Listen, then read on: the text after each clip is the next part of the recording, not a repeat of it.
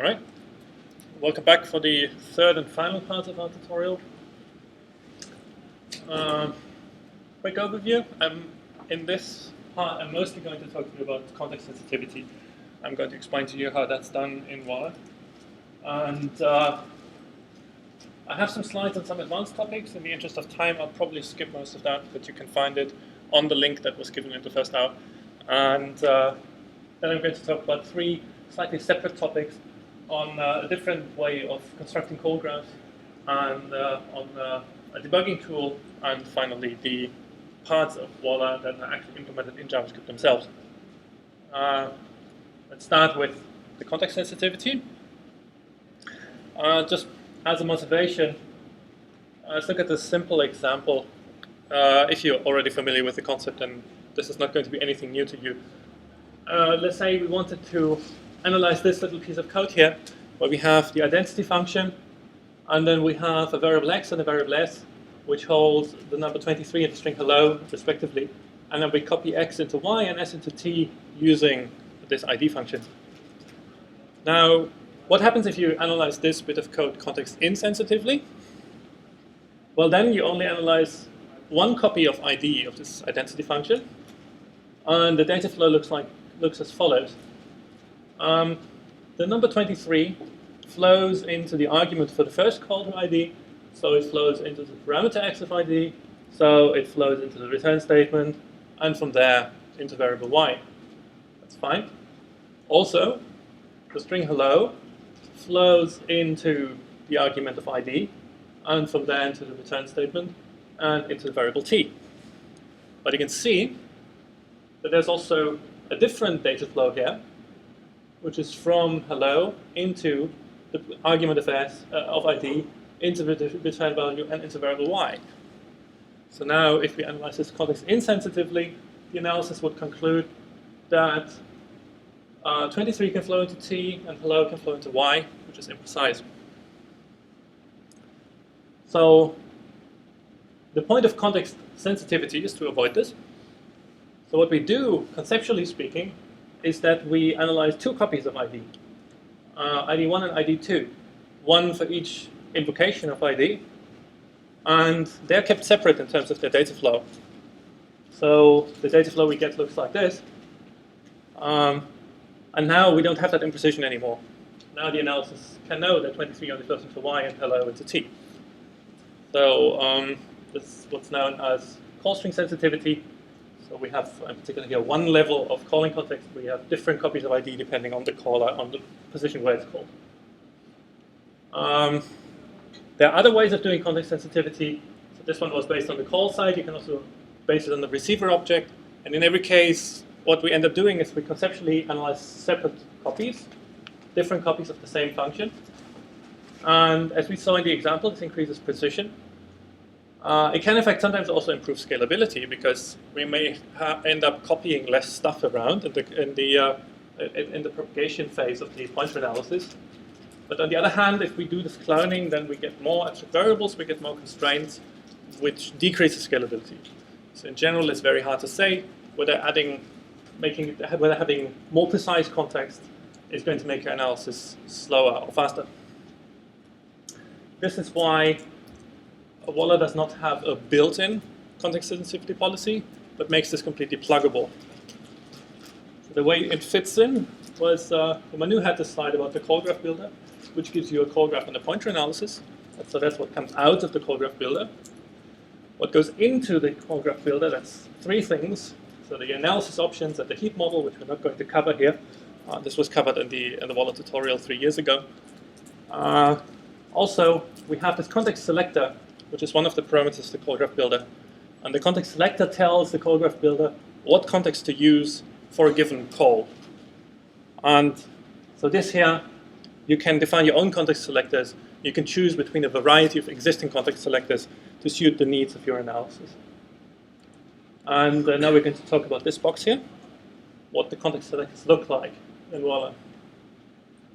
So the basic interface is this interface context selector. This is code from Voila, not JavaScript anymore. And a context selector has to implement two methods. One is the getCallee target method, the one the getRelevantParameters method. And get callee target, that actually decides what context are we to use for a given invocation of a function. And the data you can make that dependent on is given as the arguments to the get callee target method.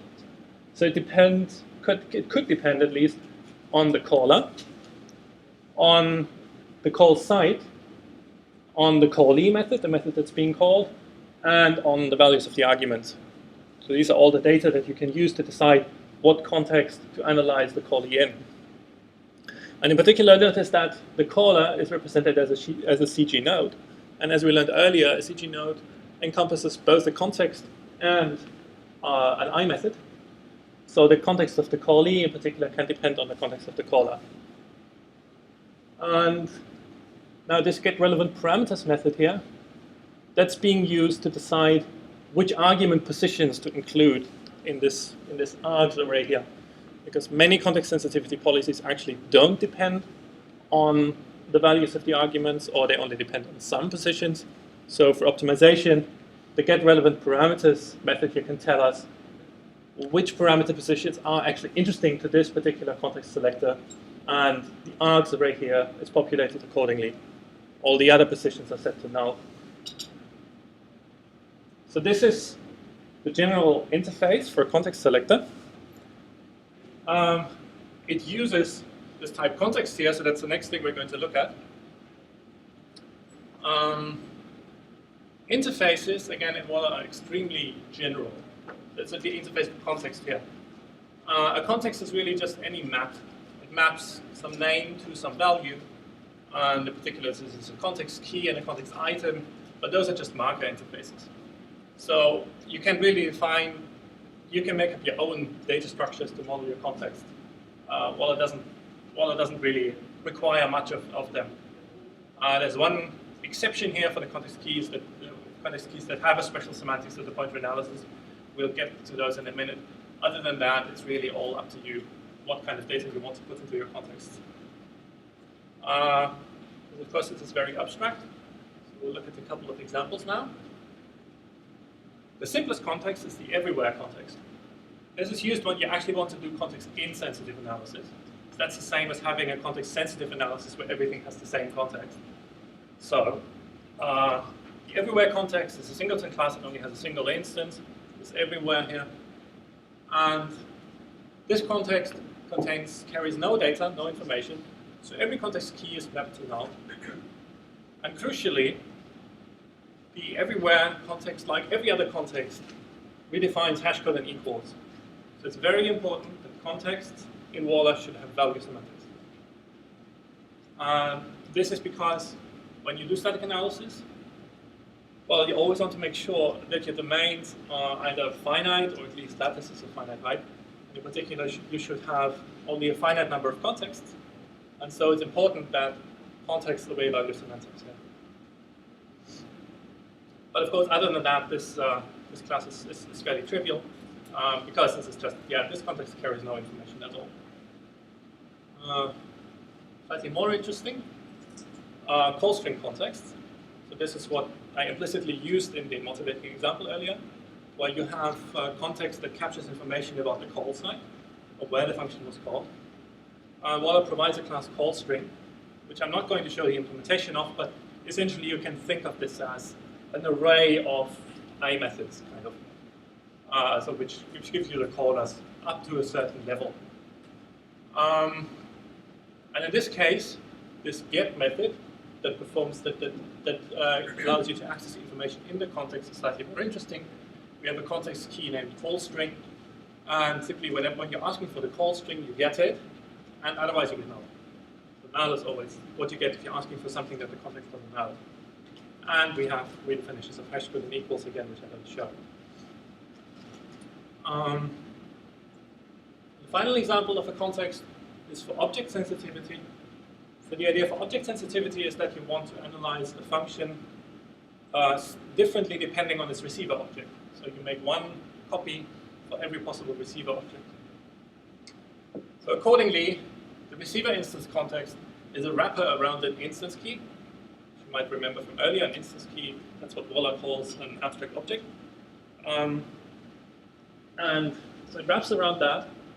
And in the get method, if you're asking for the receiver, you get that instance key. And if you're asking for the zeros parameter, then you get that instance key as well. Well, almost. There's this business with the single instance filter, which I'm going to talk about on the next slide. But yeah, so receiver and parameters of 0 are pretty much just two names for the same thing. So these are three examples of context, the kinds of information they carry. And of course, you can write your own implementations of context and have them carry different kinds of information. I'll quickly explain to you the business here with the single instance filter. Again, I'll explain this with an example. This, I'm afraid, is a completely contrived example, but it's the shortest example I could think of that would explain this point. Let's say we have a constructor function A, and that has a method that sets this.x to this. Now we construct two A's, we call them A and B, and we assign one of them into variable C. And we have some arbitrary condition here, let's say it's a random condition, so we can't really know whether C is A or B. So at this point here, C is either A or B. And then we invoke C.setX. So clearly afterwards, one of two things can happen. Either C points to A, then A.x points to A, or C points to B, and then B.x points to B. But clearly A.x is never going to point to B, and B.x is not going to point to A. Now we'd like the analysis to figure that out. Call strings are going to be useless here, because there's only one call to set x. So if we try to, there's only a single call set here. So if we use a call string sensitivity policy, it's not going to help us. We only get a single clone of this function. Instead, what we should do is we should use object sensitivity. And we should analyze one clone of set x for the receiver being A, and one clone for the receiver being B. So if we don't do that, and if we just analyze the context insensitively, then we get a graph like what's here on the right. So we have A and B, and then down here we have the function that's being analyzed, and I use this yellow box here to indicate the context. Let's say we analyze it under context everywhere, so context insensitively, then the data flow looks roughly like this.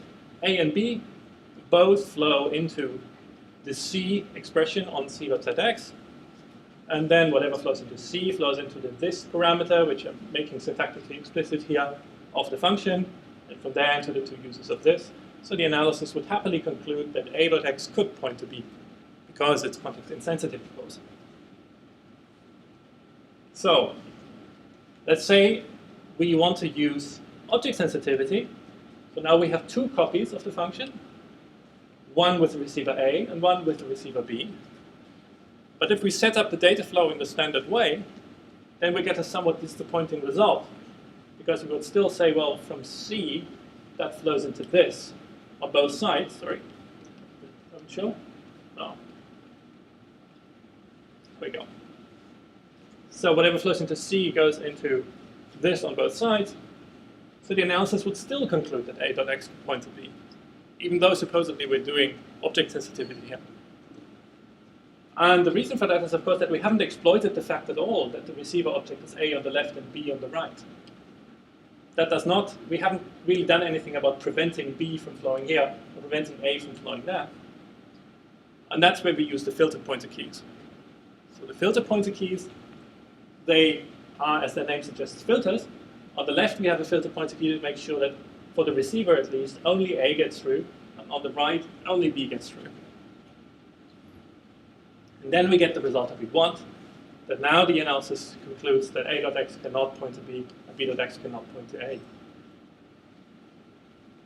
So technically, filter pointer keys are special abstract variables in the analysis, and in particular a single instance filter key, which is what we were using in the object receiver context, object sensitivity context, is an abstract variable that only accepts a certain instance key.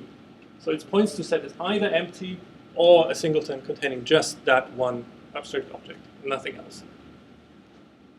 And when Wallace sets up interprocedural flow, from a call side to a callee, then it will check whether the called function's context defines such a filtered pointer key for one of the parameter positions by asking it for the context key parameters of I. So this one here, that has a special meaning to the pointer analysis.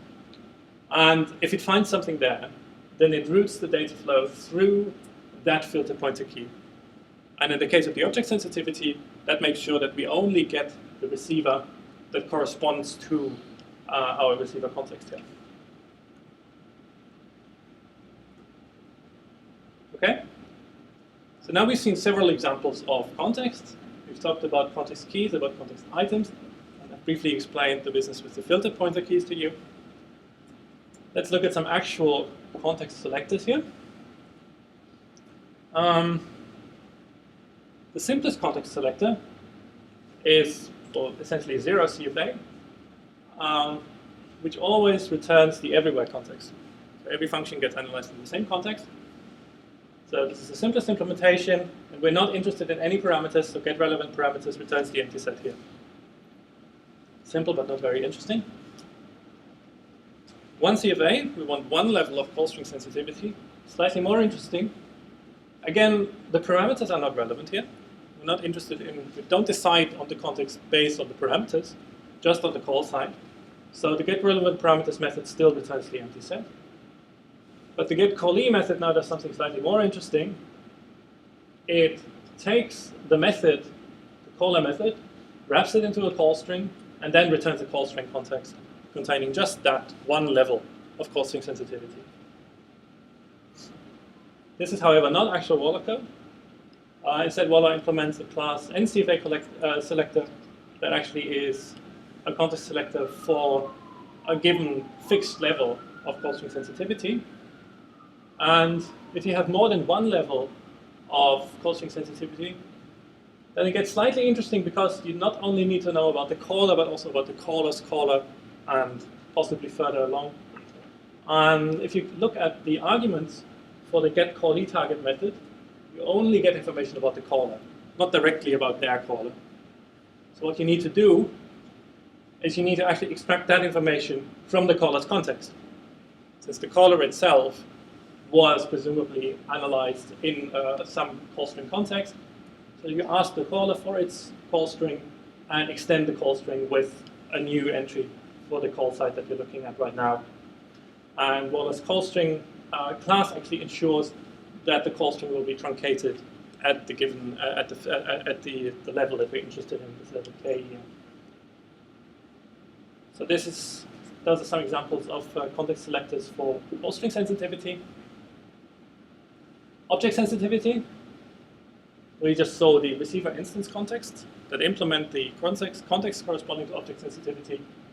And the context selector is really simple in this case. Now we actually have a relevant parameter. We indicate using the get relevant parameters method that we're interested in the parameter position 1.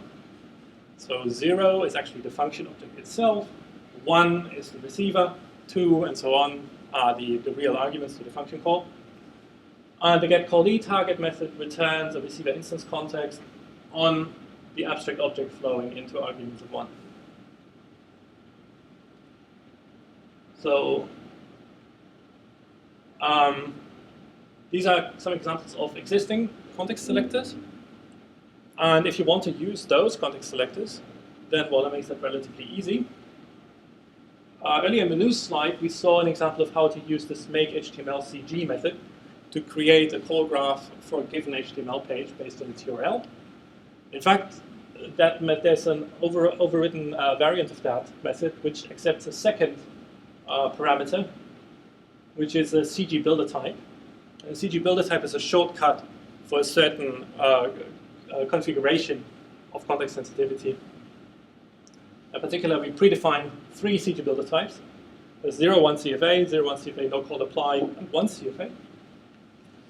0, 1 CFA uses 0 CFA for functions, so no context sensitivity for functions, and an allocation side abstraction for heap objects. So this is Anderson's. And if you pass the no call apply, then this means that we do not include special handling of function prototype call and apply, which you might know are these ways how you can reflectively invoke functions in JavaScript. They're not so easy to handle from a pointer analysis point of view. So if you use this flag, 01CFA no call apply, that's unsound because it does not model the semantics of these two. But sometimes it can be necessary for scalability to ignore those two because they are a bit hard to handle. And the third one, 1CFA, that gives you one level of call-string sensitivity for functions and the same allocation side abstraction as above here. So those are what we've so far found to be the most useful configurations. But of course, you can define your own. And the way to do that is that the call graph builder class has a method setContextSelector, where you can tell it what context selector to use. And now, a priori, there's only a single context selector. You can, however, combine several context selectors by daisy chaining. So essentially, you have a base context selector, and then the context selector that you implement delegates to that context selector for all the calls for which it's not interested in, and just reuses whatever context the other context selector would give you in this case. Most built-in context selectors are implemented in this style, so that you can easily chain them. And you also have to remember that for the getRelevantParameters method, that you actually take the union of the parameters that the delegate is interested in with the parameters that this context selector is interested in. If you write your own context selectors, then it's generally a good idea to follow this pattern so you can easily combine it with other context selectors. So this concludes our brief tour of the context selectors here. As I said, context sensitivity in Voila is not baked in. It's parameterized using these context selector objects, which determine what context a given function should be analyzed in. And the context selector must implement the getRelevantParameters method and the getCallTarget method. And the getCallTarget method can compute the context based on a variety of information. And contexts themselves have an extremely flexible structure. They're really just arbitrary maps from key to context items, which must obey value semantics. This bit is very important. Okay, so this is what I have to say about context selectors. Are there any questions at this point? Yes, please. You mentioned that the point of view, how exactly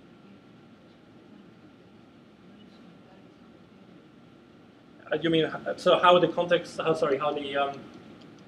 the pointer filters work? So they're just handled specially by the propagation phase of the pointer analysis. So the rationale for using them here is that you want to make sure that you only get the receiver object that corresponds to the context that you're analyzing in. They can of course be used in many other contexts, but you have to be careful about using these filtered pointer keys since they do restrict data flow. So you have to make sure that at the end of the day, the data flow is handled somewhere. In this case, it's fine because we have one copy per receiver object. So we're handling all the possible receivers. And then we restrict it so that each copy only handles one of the receiver objects. There are many other uses for filter pointer keys. But in this context, we're only looking at this particular use.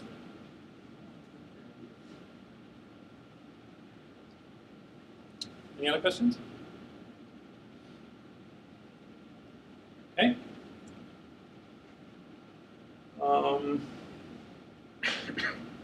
So now, next I have a couple of slides on advanced topics, but I'm actually going to skip over most of this. So target selectors, that's an additional level of parameterization for the call graph builder, and the same for the context interpreters. This is relatively advanced stuff. You're welcome to read it up on the slides.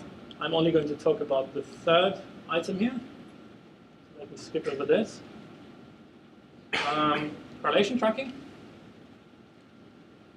This is a technique that we wrote a paper about last year at eCoop.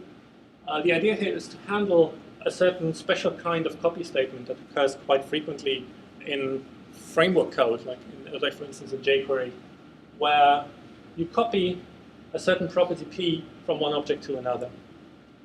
Now the challenge here is that Waller's pointer analysis is flow insensitive. So Waller will not at first pick up on the fact that those two p's are the same. It will just evaluate the p here and evaluate the p over there in isolation. So this will in general lead to a combinatorial explosion where it considers all the possible p's on the left-hand side and all the possible p's on the right-hand side. And we found this to be very detrimental to scalability. So the way this is handled, it's in two steps. The first step is that we do a source level transformation, or AST level transformation anyway, where we extract this copy statement into a function with just a single parameter, maybe this p, and then we immediately invoke that function. So this is, there are a couple of special cases to handle here, but overall this is a semantic preserving transformation. And then we analyze this new function here with context sensitivity such that it's analyzed once per abstract value of p. So in that way, we're forcing the analysis to recognize that those two p's are the same, because in every given clone of the function, there's only a single value for p. So although it's context insensitive to start with, we are forcing it to be, flow insensitive to start with, we're forcing it to recognize that these two are the same p in that way. So this consists of three steps then.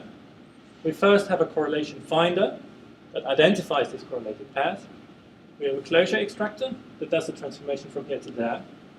And finally, we have a context selector that recognizes this situation and introduces a context to analyze this once per value of p. I'll explain those three parts separately. The correlation finder is actually pretty much independent of the actual pointer analysis.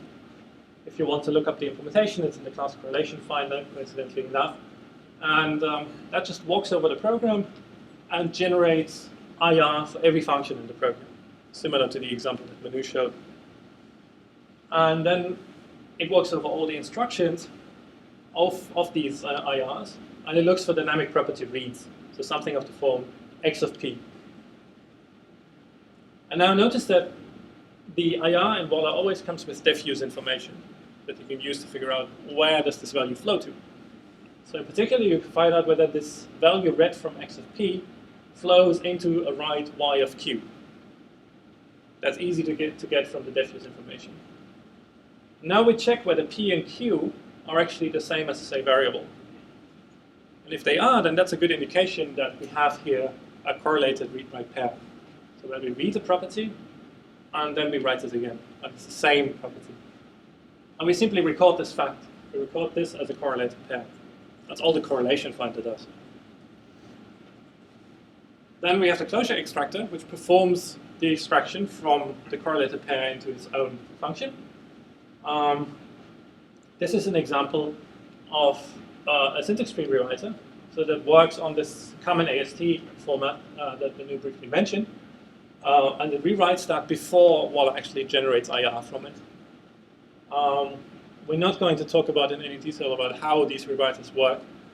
They're a little bit tricky, but if you like, you can look at this closure extractor class, which does this kind of rewriting.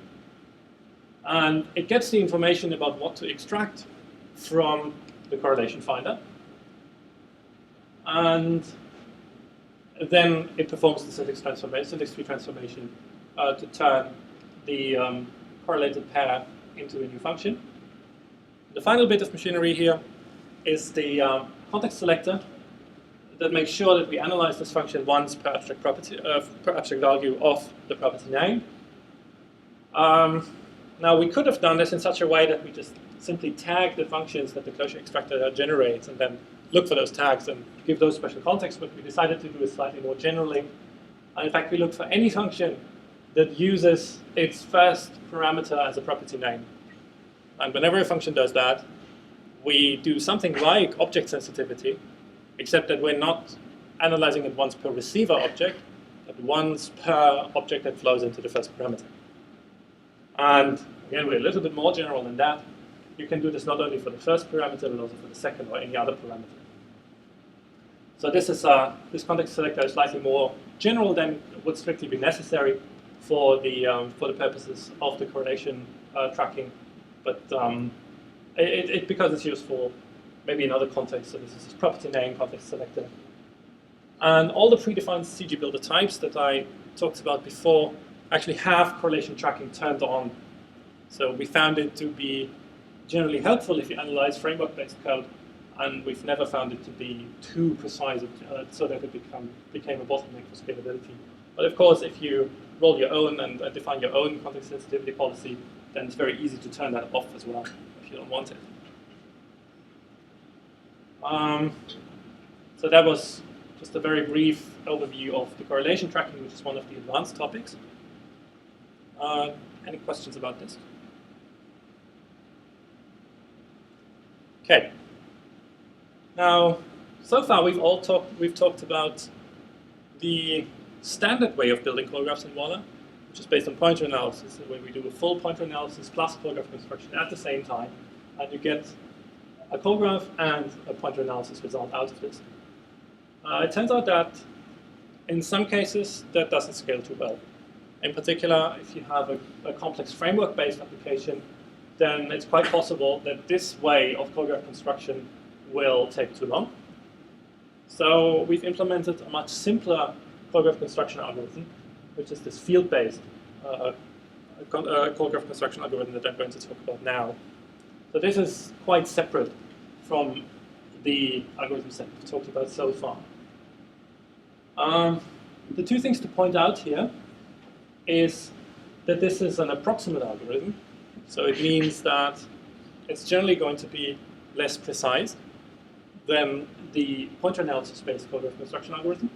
And it's also less sound, because there's certain aspects of the language that we don't deal with. And we do so on purpose to give you a cheap way of building call graphs in case the other more complicated algorithm does not do its job. So the main highlights of this algorithm are that it only tracks functions and no other objects. So the general pointer analysis, of course, tries to track every object in the whole program. This field-based call graph construction algorithm only tracks function objects.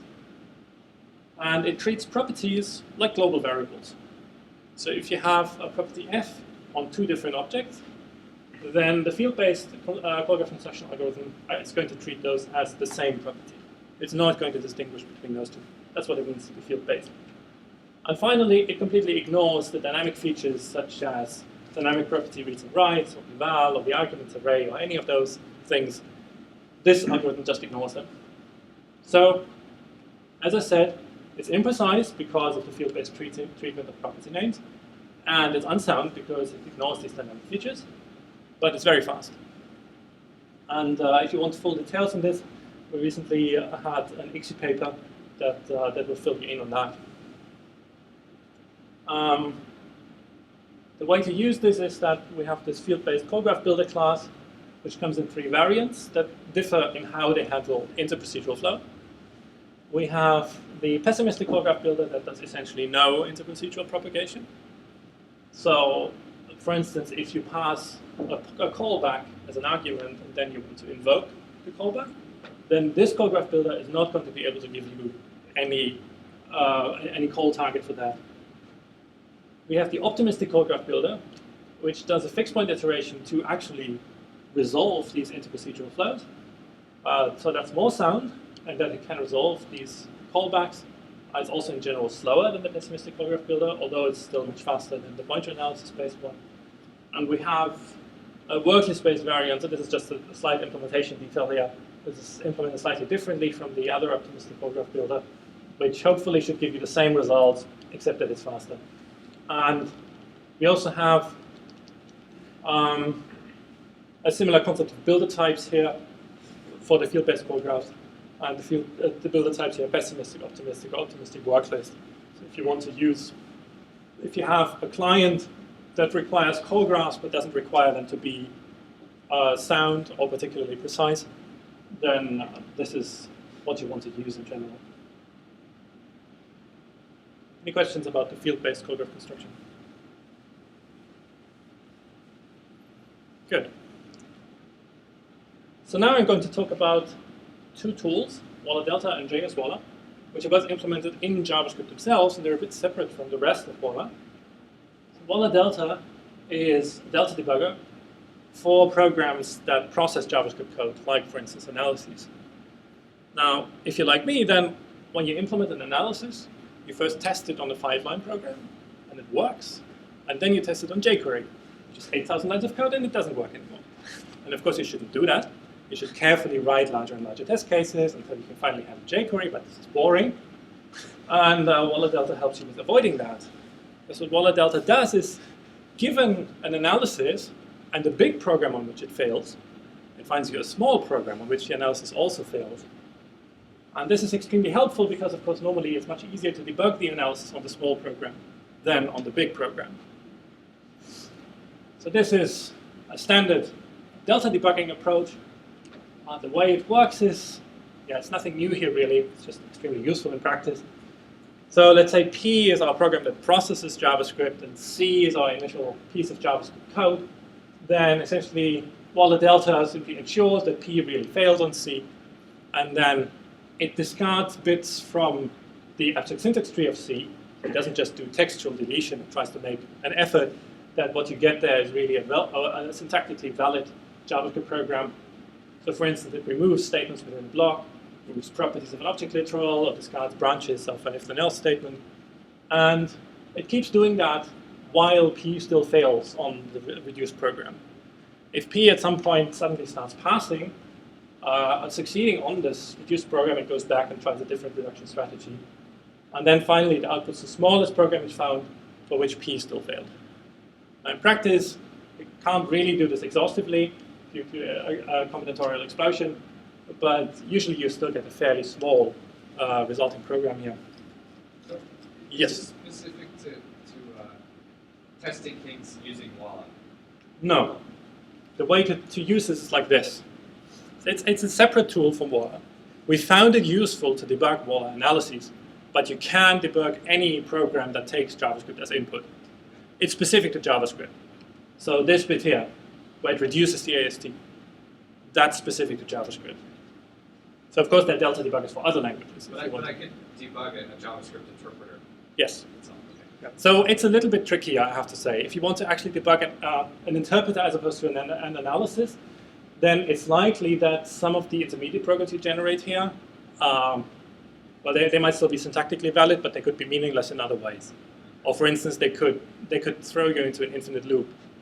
And so you have to be careful that maybe your program P is going to start failing for a completely different reason. Right. Or maybe it doesn't terminate anymore, which will make this a little bit trickier. For analyses, that's not usually a problem, since the analysis doesn't try to execute your program. But in principle, yes, you could use this test interpreter. And I mean, Delta debugging has in the past been used to find bugs in compilers and other kinds of source code processing programs. So the general idea, of course, applies to different languages. This is an implementation for JavaScript. And the way you can use it is very general. So as I said, it's implemented in JavaScript, in Node.js more specifically. So the driver is called delta.js. And you invoke it with 3 arguments, in the most simple case anyway. You give it a command to run. This is the JavaScript processing program. You give it the error message that indicates that your command has failed. And you give it the initial program. And here, this my command thing, this can be an arbitrary shell command string. And it's going to simply be invoked with first input.js and later on a reduced variant of input.js that the Delta debugger comes up with. And if my command prints some message containing the string failure to its standard error, then Walla Delta is going to consider this to have failed, and it's going to continue reducing. And otherwise, it considers that this my command has succeeded, and it's going to try something else. And while it's doing this reduction, it will output some diagnostics, telling you how the reduction is going, and will ultimately tell you what's the smallest program that you can find. We support much more sophisticated users beyond this simple 3-argument invocation. In particular, there's special support for running Walla analyses and debugging them under Walla Delta. But yes, you can debug arbitrary JavaScript processing programs with it. And you can find the source code on GitHub right next to the Walla repository itself. An example of this is coming up in a minute. Are there any other questions on Walla Delta?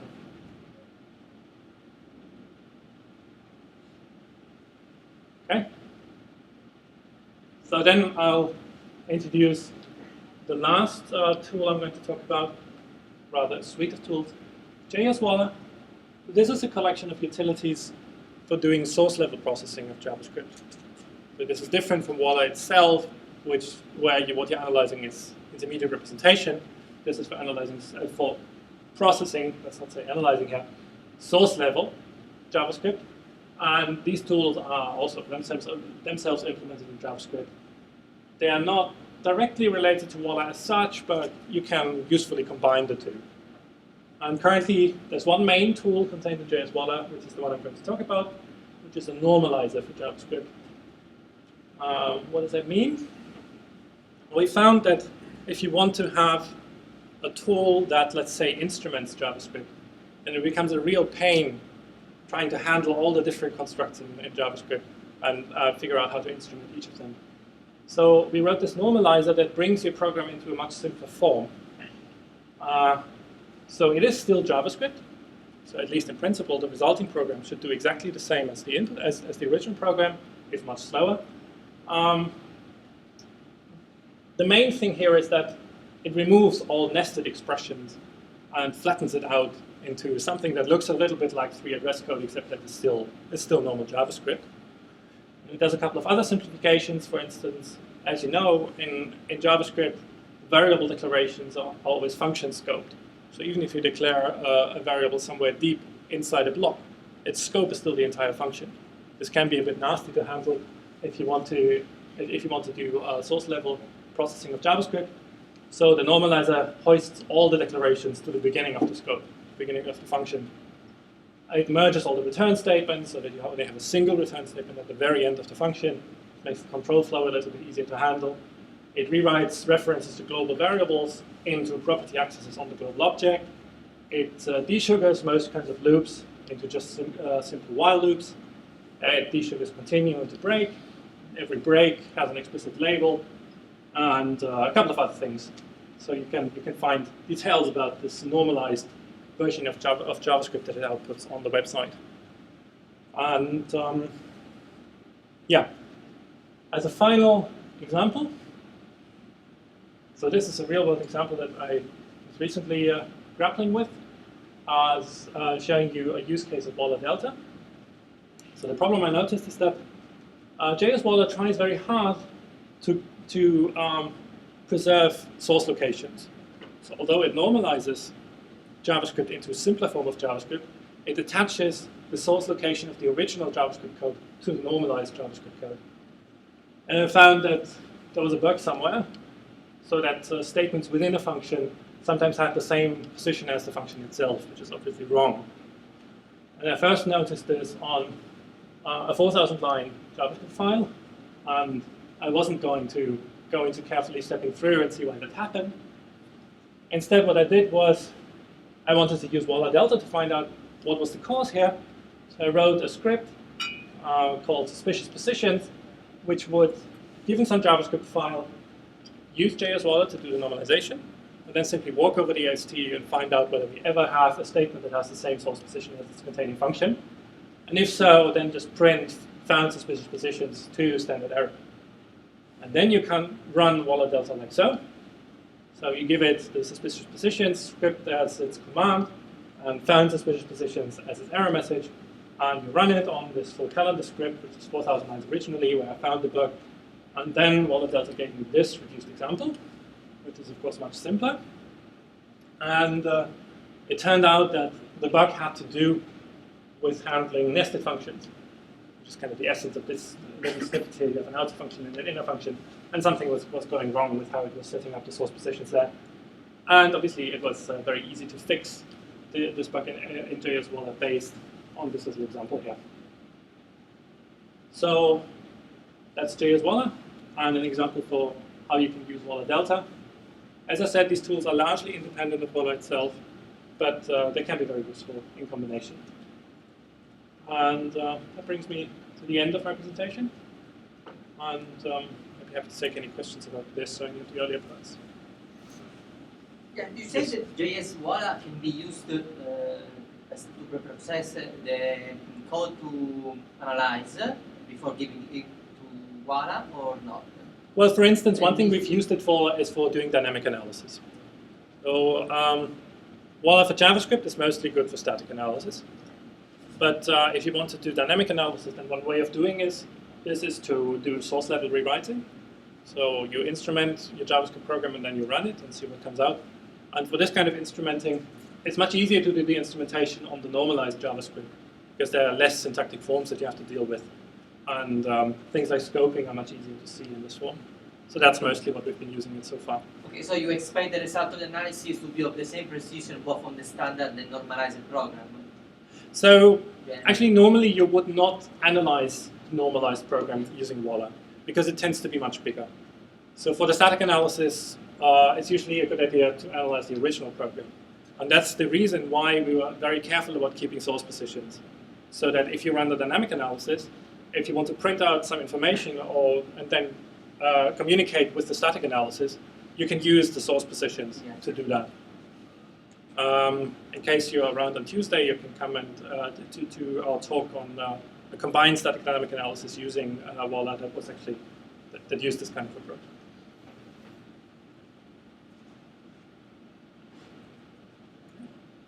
Yes. All those context sensitivity or object sensitivity, then how in this talk, you did mention how to achieve the space efficiency of this analysis. So, right, the point of offering all these different, normally Walla does not use all these context vectors. They are there for you to use if you want to. But normally, when you run an analysis out of the box, then what you get is 0, 1, 0, 8. So analysis. It does not do object sensitivity, and it does not do also sensitivity. But if you like, you can use it. Then to see if the eligibility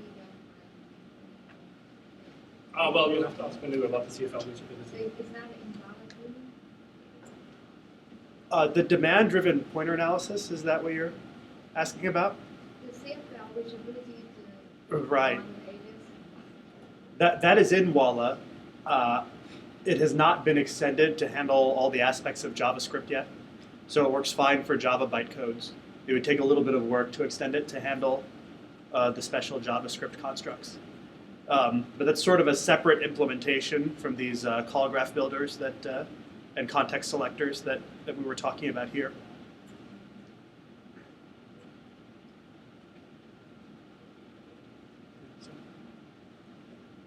Any other questions about any aspect of anything? You can ask these guys too. Ask us too. Or otherwise, we're going to be around for all of PLDI, so feel free to catch us sometime and ask more questions. I have a question, but it's not strictly related to this talk. Do you know if there is any kind of numerical static analysis ever been implemented in Walla? I mean, analysis that can say, oh, this variable here is between 1 and 10 or something like that. So, I mean, I can answer from my personal experience. We did implement this system called Snugglebug a few years ago, which was doing symbolic analysis. And that was essentially symbolic execution, except a backwards analysis.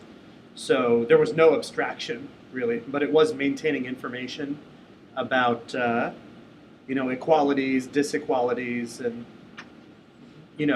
arithmetic, like linear arithmetic type relationships. That's been implemented. As far as like an abstract interpretation, sort of an interval analysis or polyhedra, I haven't seen that in open source, but I mean, it seems like it should be perfectly possible. We've implemented lots of data flow analyses on top of the Walla IR and interprocedural data flow analyses, so it should be doable. Yeah, one thing we have done in terms of the IR at least being precise enough to encode all that information, there was a paper that we wrote a while ago now, a system called Miniature, which was doing bounded model checking driven by the Walla IR. And so that's computing, that's bounding and unrolling things and then computing concrete values everywhere. And IR is at least precise enough that we were able to use that across the Java standard library and a bunch of open source benchmarks. So some of this is more battle tested for Java than for JavaScript. But I mean, if there were bugs in the JavaScript, we'll fix them if they get reported. So.